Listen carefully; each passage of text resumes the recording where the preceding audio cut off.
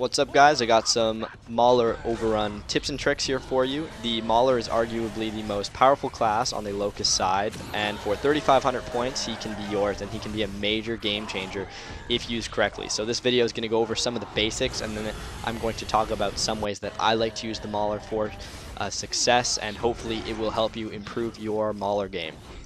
So off the bat, the Mauler has two main methods of attacking, that being his massive flail, which is great for taking out barriers and players, anyone in your immediate vicinity, and his spinning shield, which can chop up players and also deflect bullets.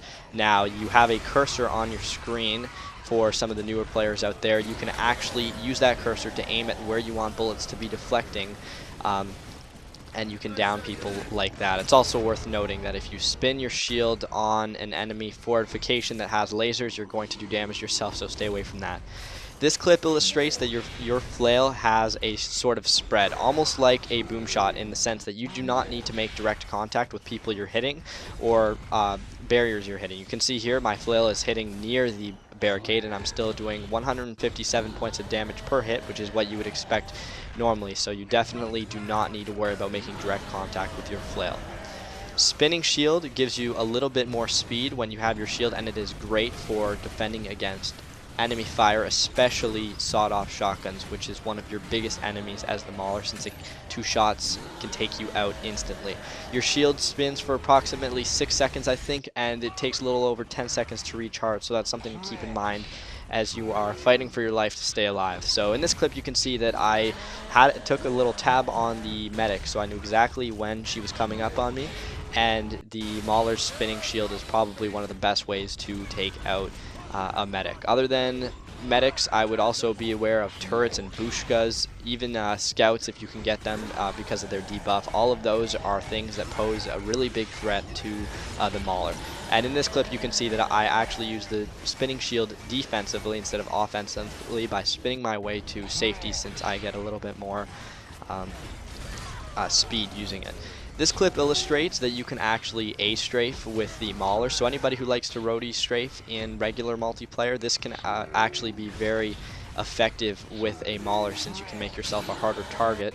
The Mauler can hit and run at the same time, so that's something I like to do since I play Claw, and you can see in this clip I also effectively clear out the area using the A-strafe.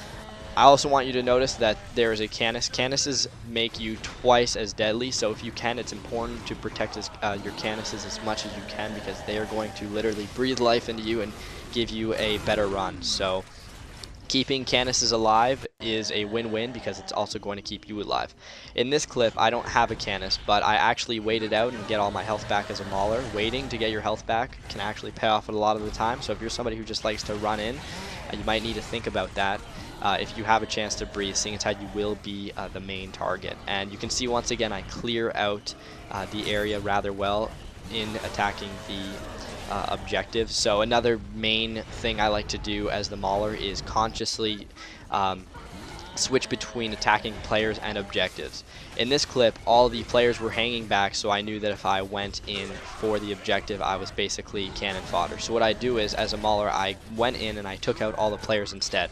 The Mauler is a tank, so between taking out the objective and players, you can do a lot of damage. I find that a lot of the times, if I take out some of the players before I go for the objective, I can kind of herd all the players together, and there is a respawn timer for the cog, which means they will be punished if they die. So you can see in this clip I clear them out, and essentially what I'm doing is I'm giving the rest of my teammates time to move up, which makes things deadly. You can see in the far back there, everybody is kind of just shooting bushkas because they can't really break in, so I'm getting off some damage, and even though I'm taking damage, my team is able to take care of the objective.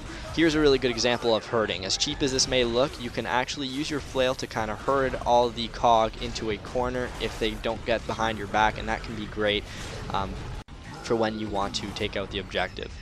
This clip is going to illustrate me being conscious of the player. So you can see that I take him out and I'm going to attack the objective.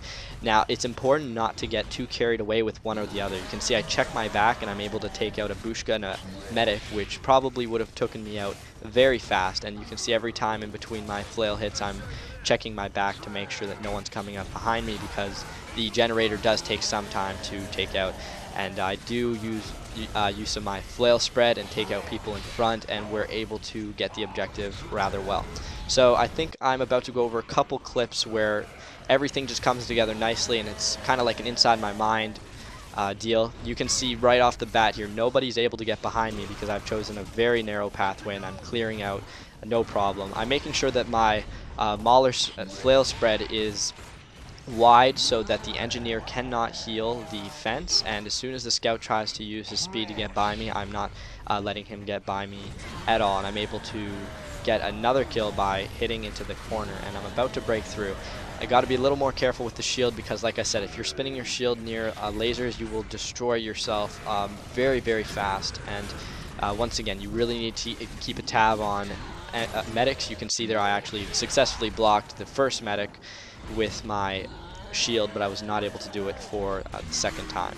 And here's the same deal. Nobody's behind me, which means I only need to worry about my front. I have my shield for when I get weak or when there's a turret being posted, so I'm able to just keep digging into the corner of this cover until it is done. And as soon as the medic comes up on me, I block, and the shield absorbs all the damage, so nothing to worry. Saw a little sawed off around the corner, and I was able to get a quick kill and destroy a turret. And you're going to see here again, the medic is going to run for it, so I'm going to take out the engineer, but I did not forget about the medic behind me, so I swing my flail before I even look, and I'm able to get it.